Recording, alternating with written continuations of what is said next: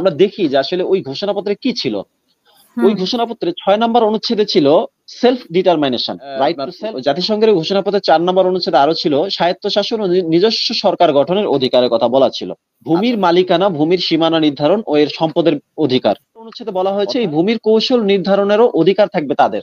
৩৫ নম্বর অনুচ্ছেদ আলাদা জাতীয়তার অধিকার, আলাদা হুম জাতীয়তার অধিকার, আলাদা ন্যাশনালিটি। এই অনুচ্ছেদগুলো যদি একটা রাষ্ট্র মেনে নেয়, তাহলে মানে এই চুক্তিতে স্বাক্ষর করে, এই চুক্তিটা বাস্তবায়ন করে, জাতিসংঘ ডিক্লারেশনটা বাস্তবায়ন করে, তাহলে কিন্তু ওই এলাকার প্রতি রাষ্ট্রের নিয়ন্ত্রণ থাকে না। গতকাল যে ঘটনাটি ঘটেছিল, এটা পরিকল্পিত একটা ঘটনা ঘটানো হয়েছিল এবং স্টুডেন্ট ফর সভারেন্টিকে বিতর্কিত করার জন্য এবং ফাঁদে ফেলার জন্য অত্যন্ত নির্লজ্জ একটা কাজ করা হয়েছিল। এর পিছনে আসলে কয়েকজন মাস্টার মাইন্ড আছে। আমরা পুরো জিনিসটাই বলবো যে আসলে কি হয়েছিল। আসলে আমাদের এই যে আদিবাসী শব্দটা নবম দশম শ্রেণীর বাংলা ব্যাকরণ বইয়ের কভার পেজে আনা হয়েছিল, যে গ্রাফিতিটা, হুম আমাদের আমাদের স্টুডেন্ট ফর সভারেন্টির আপত্তি ছিল এই শব্দটা নিয়ে, যে আদিবাসী শব্দ কাউকে বলা যাবে না। যদি আদিবাসী কাউকে বলতে হয় সেটা বাঙালি হইতে পারে। এরপরও কিন্তু বাঙালিরা নিজে থেকে আদিবাসী পরিচয় দেয় না। আমরা সবাই আমাদের দাবিটা ছিল যে উপজাতি বা ক্ষুদ্র নৃগোষ্ঠীর মধ্যে যারা আছে, তারা তাদের জাতিগত পরিচয় যদি দিতে চায়, চাকমা মারমা, সেটা তো আমাদের কোনো আপত্তি নাই। বা আমরাও বাংলাদেশি, তারাও বাংলাদেশি, কোনো সমস্যা নাই। কিন্তু আদিবাসী শব্দ নিয়ে একটা ঝামেলা আছে। কারণ হচ্ছে হুম যে এই যে আদিবাসী দাবি, আমরা যদি দেখি, বিচার বিশ্লেষণ করি, এই দাবির পিছনে আসলে একটা বিচ্ছিন্নতাবাদী চক্র আছে, যারা আমাদের বাংলাদেশ থেকে পার্বত্য চট্টগ্রামকে বিচ্ছিন্ন করতে চায়। এখন বিচ্ছিন্নতা তো জিনিসটা একদিনই হয় না, এটা দীর্ঘ সময়ের প্রসেস। কিন্তু এই দাবির পিছনে মূলত বিচ্ছিন্নতাবাদ রয়েছে। কিভাবে বিচ্ছিন্নতাবাদ? যেমন আপনার জাতিসংঘের একটা ঘোষণাপত্র ছিল ২০০৭ সালের। এই ঘোষণাপত্রের যখন ঘোষণাপত্রের নাম হচ্ছে United Nations Declaration on the Rights of Indigenous hmm Peoples. এই যে ঘোষণাপত্র, এই ঘোষণাপত্র ২০০৭ সালে উপস্থাপন করা হয় জাতিসংঘে। এর আগে কিন্তু আদিবাসী শব্দটা খুব বেশি আসে নাই। এর দুই এক হুম বছর আগে একটু একটু আসছে, এরপরে বেশি আসে। তো হুম জাতিসংঘের এই ঘোষণাপত্রের পরে আমরা দেখি যে বেশ কিছু বিদেশি সংস্থা এবং এনজিওর মদদে পার্বত্য চট্টগ্রামের যারা ক্ষুদ্র নৃগোষ্ঠী আছে, তারা আদিবাসী দাবি করে বসে, আদিবাসী দাবি হুম করে বসে। অথচ এর আগে তারা নিজেরা উপজাতি বা ক্ষুদ্র নৃগোষ্ঠী নিজেদেরকে পরিচয় দিত। কিন্তু হঠাৎ করে আদিবাসী দাবিটার মানে বেশি দেখা যায়। পরবর্তীতে তারা আদিবাসী শব্দ প্রচার এবং কিছু গণমাধ্যম এটা প্রচার করে এবং রাষ্ট্রের কাছে তাদের এই দাবি জোরদার হয়। তো আমরা এটা নিয়ে একটু গবেষণা শুরু করি, আসলে কেন তারা হঠাৎ করে আদিবাসী দাবি শুরু করে এই ঘোষণাপত্রের পর। পরে আমরা ২০০৭ সালের the United Nation Declaration on the Rights of Indigenous Peoples, এটার ঘোষণাপত্রে কি আছে আমরা একটু স্টাডি করি। স্টাডি করি, হুম দেখি যে আসলে এই ঘোষণাপত্রের মধ্যে অনেকগুলো অনুচ্ছেদ আছে।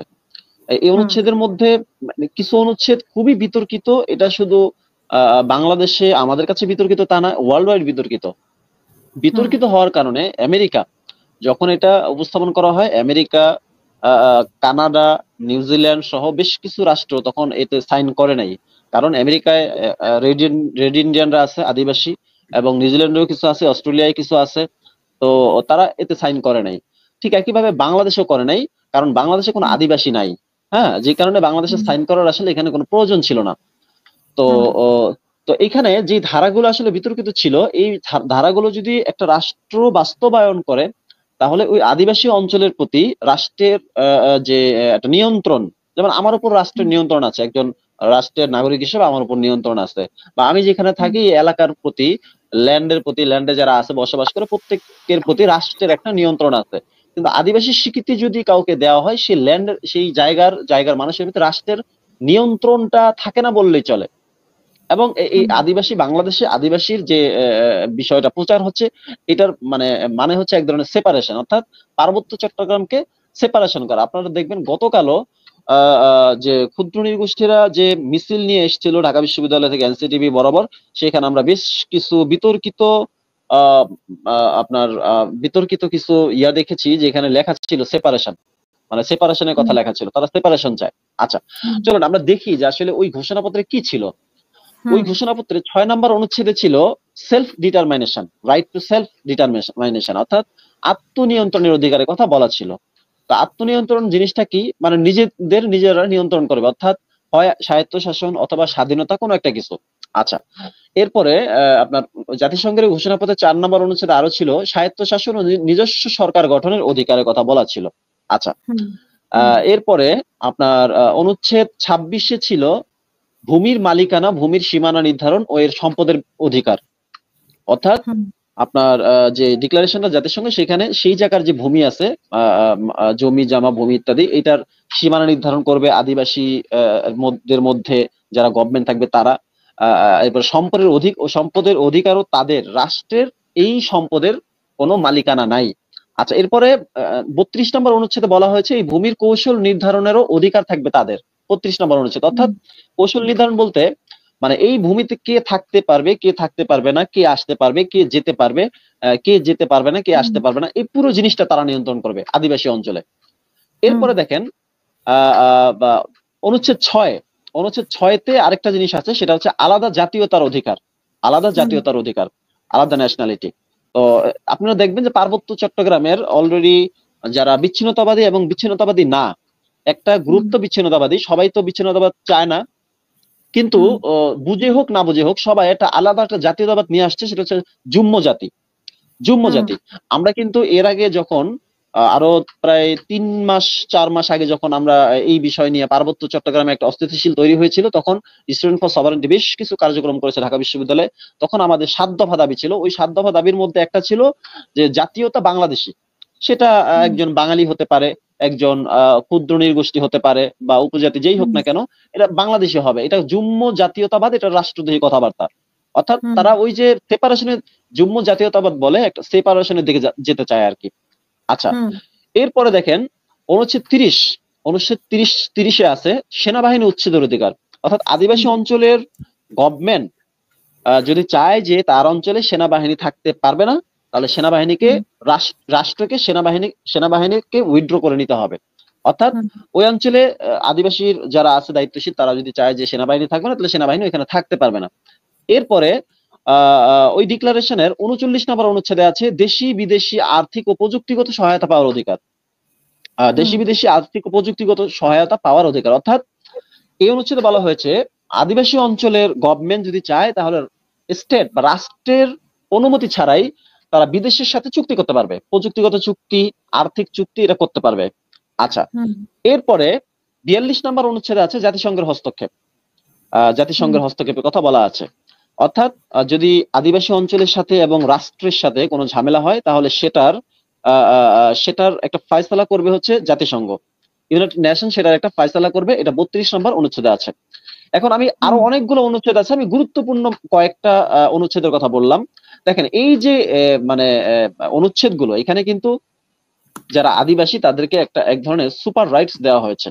আমরা এটা বলি সুপার রাইটস, একটা রাইটস একটা সুপার রাইটস। যেমন আমি একজন বাংলাদেশী হিসেবে আমি আমার রাইটস চাই, হ্যাঁ, একইভাবে হুম, অন্যরাও তাদের রাইটস চায়, কিন্তু এখানে যারা আদিবাসী দাবিদার, তারা মূলত সুপার রাইটস চায়। কেমন সুপার রাইটস, সুপার রাইটসটা কেমন, এবং আমরা বাংলাদেশের সিটিজেন, জেনারেল সিটিজেন, সাধারণ নাগরিক, কিন্তু তারা হুম, সুপার সিটিজেনশিপ চায়।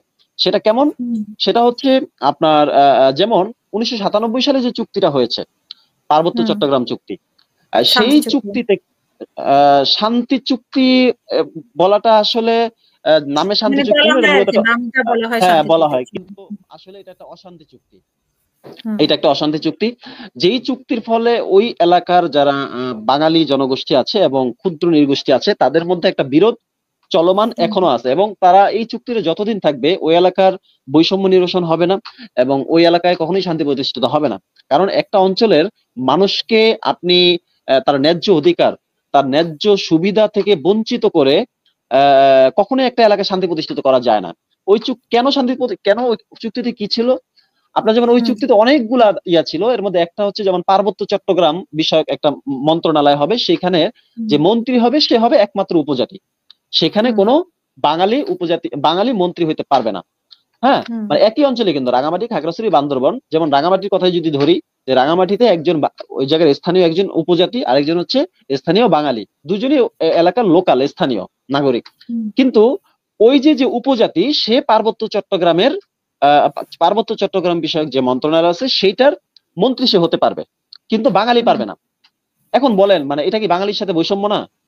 এটা স্পষ্ট বৈষম্য। একজন বাঙালির যোগ্যতা থাকা সত্ত্বেও সে কখনোই ওই চুক্তি অনুযায়ী কখনোই সে মন্ত্রী হতে পারবে না, পারবে কি উপজাতি। এরপরে দেখেন জেলা পরিষদের কথা যদি বলি পার্বত্য চট্টগ্রামে, জেলা পরিষদের চেয়ারম্যান হইতে হইলে শর্ত হচ্ছে উপজাতি হইতে হবে। কোন ওই এলাকার স্থানীয় লোকাল কোন বাঙালি পার্বত্য চট্টগ্রাম যে মানে জেলা পরিষদ আছে সেটা চেয়ারম্যান হতে পারবে না। মেম্বার হতে পারবে কিন্তু চেয়ারম্যান হতে পারবে না। তো কিছুদিন আগে মানে একজন মেম্বারের সাথে কথা হচ্ছিল পার্বত্য চট্টগ্রামের বাঙালি, সে চেয়ারম্যানকে বলতেছিল আর কি যে আসলে যে স্যার বলেন আমাদের কি যোগ্যতা নাই চেয়ারম্যান হওয়ার, তাহলে আমরা কেন চেয়ারম্যান হতে পারবো না? এই জিনিসটা আপনারা বাতিলের দাবি করেন না কেন? এটা কি আমাদের সাথে বৈষম্য না? তখন ওই চেয়ারম্যান সাহেব কোনো কথা বলে নাই। আচ্ছা দেখেন এই যে একটা বৈষম্য বাঙালিদের সাথে হচ্ছে, এটা কিন্তু বাংলাদেশের মানুষ জানে না, এবং ওই জায়গায় যারা বাঙালি আছে তাদের পক্ষে কথা বলার মতো কেউ নেই। সবাই কথা বলে হচ্ছে ক্ষুদ্র নৃগোষ্ঠীদের জন্য, ক্ষুদ্র নৃগোষ্ঠীদের অধিকারের জন্য কথা বলে। এখন কথা হলো যে ক্ষুদ্র নৃগোষ্ঠীদের অধিকার, আমরা স্টুডেন্ট ফর সভারেন্টি যে দাবি নিয়ে মাঠে নেমেছি, আমরা কিন্তু মানে ক্ষুদ্র নৃগোষ্ঠীদের অধিকার হরণের জন্য মাঠে নামিনি। আমাদের ইয়া ছিল যে এই আমাদের সমতল, আমার বাড়ি কিন্তু পার্বত্য চট্টগ্রামে না, আমি ঢাকা বিভাগের লোক। আচ্ছা, তো আমাদের দাবিটা ছিল যে আমরা যেরকম ফ্যাসিলিটিস পাই, যেরকম রাইটস আমাদের আছে, একইভাবে ক্ষুদ্র নৃগোষ্ঠীরাও একই ফ্যাসিলিটিস একই রাইটস পাক, আমাদের সমস্যা নাই, কিন্তু বৈষম্য করতে পারবে না। একজন উপজাতি চেয়ারম্যান হইতে পারবে, এটাই আপনাদের যুক্তি যে হ্যাঁ মানে ওদের হইতে সাথে পারবে না। আদিবাসী বলে যে ওদেরকে আলাদা করে দেওয়া বা বৈষম্য করা ওইটা হবে না। হ্যাঁ, এটা হচ্ছে একটা বৈষম্যের বিষয়। একটা হচ্ছে যে আদিবাসীটা হচ্ছে একটা সার্বভৌমত্ব ইস্যুর সাথে জড়িত সরাসরি। কারণ এই যে আমি যে পয়েন্ট গুলা মানে অনুচ্ছেদ গুলোর কথা বললাম, এই অনুচ্ছেদ গুলো যদি একটা রাষ্ট্র মেনে নেয়, তাহলে মানে এই চুক্তিতে স্বাক্ষর করে, এই চুক্তিটা বাস্তবায়ন করে, জাতিসংঘ ডিক্লারেশনটা বাস্তবায়ন করে, তাহলে কিন্তু ওই এলাকার প্রতি রাষ্ট্রের নিয়ন্ত্রণ থাকে না, এবং ওই এলাকায় সেপারেশন তৈরি হয়, এবং তারা বিচ্ছিন্নতাবাদ, এক কথায় বিচ্ছিন্নতাবাদ। ওই এলাকার প্রতি ওই এলাকার দাবিগুলো মানে আমরা বুঝতে পেরেছি, এবং সেই যে রুলস গুলোর কথা বলছেন। হ্যাঁ, কিন্তু গতকালকে যে ইস্যুটা, সেই ইস্যুটাতে আমি আসতেছি আর একটু বলি। সেটা হচ্ছে যে আমাদের দাবিটাই ছিল যে আদিবাসী বলা যাবে না।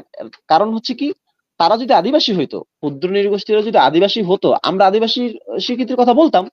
তারা তো আদিবাসী না, তাদের ইতিহাস তো বেশি দিনের না। আপনি আমেরিকান যে নৃবিজ্ঞানের জনক মর্গান, আর তার মতে হচ্ছে মানে শরণাতীত কাল থেকে যারা একটা এলাকায় বসবাস করে তারা হচ্ছে আদিবাসী। এখন আমি যেমন একজন বাঙালি, জাতি হিসেবে বাঙালি, তা আমার বাপ দাদা 14 পুরুষ হাজার বছরের আগে যাবত এই বাংলায় বসবাস করে, আমাদের কোনো পূর্বের ইতিহাসই পাওয়া যায় না কবে থেকে আমরা শুরু করেছি। কিন্তু আপনি দেখেন পার্বত্য চট্টগ্রামের যেসব ক্ষুদ্র নৃগোষ্ঠী আছে তাদের প্রত্যেকের ইতিহাস আছে, ওরা কবে কোন জাতি কবে কোন সালে বাংলাদেশে প্রবেশ করেছে। এবং আজকে যেমন আপনার রোহিঙ্গাদের কথা বলি, তারা শরণার্থী হিসেবে বাংলাদেশে প্রবেশ করেছে, বাংলাদেশ চেষ্টা করছে মিয়ানমারের সাথে মিউচুয়াল করার জন্য, কিন্তু পারতেছে না। এইভাবে আপনি 10 বছর, 20 বছর, 50 বছর, 100 বছর যখন চলে যাবে, যখন রোহিঙ্গাদের মানে স্বার্থ সুরক্ষার জন্য এবং জেনারেল মানুষদের জন্য স্বাভাবিক তাদের জীবনযাত্রা স্বাভাবিক করার জন্য যদি কখনো নাগরিকত্ব দেওয়া হয়, তখন তারও 50-100 বছর পরে রোহিঙ্গারা যদি বলে আমরা এই মানে দ্বীপের আদিবাসী, তখন জিনিসটা কেমন হবে? বিষয়টা হলো যে তাদেরকে মূল জনগোষ্ঠীর সাথে একীভূত করার জন্য তাদেরকে নাগরিকত্ব দেওয়া হয়েছে, থাকার অধিকার দেওয়া হয়েছে, একই রকম একটা সুযোগ সুবিধা দেওয়া হয়েছে এই মানে যারা ক্ষুদ্র নৃগোষ্ঠী আছে তাদেরকে। কিন্তু তারা হঠাৎ করে আদিবাসী দাবি নিয়ে আসতেছে। এখন তারা যদি আদিবাসী দাবি করে, হ্যাঁ, তাহলে আমরা তো সেই পুরনো ইতিহাসে চলে যাব। আমরা তো পুরনো ইতিহাস টানতে চাই না। আমরা তো রোহিঙ্গাদের কথা উদাহরণ দিব। আমরা তো বলবো যে তুমি আদিবাসী হইলে ভারতের আদিবাসী, ত্রিপুরার আদিবাসী, তুমি আদিবাসী হইলে তুমি মিয়ানমারের আদিবাসী, তুমি কম্বোডিয়ার আদিবাসী, মানে এই তুমি জটিলতা থেকে আপনারা বের হয়ে থাইল্যান্ডের আসতে চান। আদিবাসী, তুমি বাংলাদেশে তো আদিবাসী না, তুমি অভিবাসী ছিলা, শরণার্থী ছিল, তুমি কিভাবে আদিবাসী? তো এই প্রশ্নগুলো কিন্তু মানে তারা যখন আদিবাসী দাবি করবে তখন পাল্টা তো আমাদের জবাব দিতে হবে। হ্যাঁ, এটা তো প্রমাণ করতে হবে সে আদিবাসী না। তখন কিন্তু এই যে একটা মানে মানে একটা অস্থিতিশীল পরিস্থিতি এবং মূলধারার মানে বাঙালি এবং ক্ষুদ্র নৃগোষ্ঠীদের সাথে একটা সংঘাত তৈরির একটা সুযোগ কিন্তু তৈরি হচ্ছে। এখন এই সংঘাতের পিছনে কারা? পিছনে বেশ কিছু আন্তর্জাতিক সংস্থা আছে, এনজিও আছে, কিছু দেশি বিদেশি মিডিয়া আছে, এবং নানান কিছু আছে। যাই হোক, তাদের কথা বলতে চাই না। তো এইটা নিয়ে হচ্ছে আমাদের আপত্তি ছিল।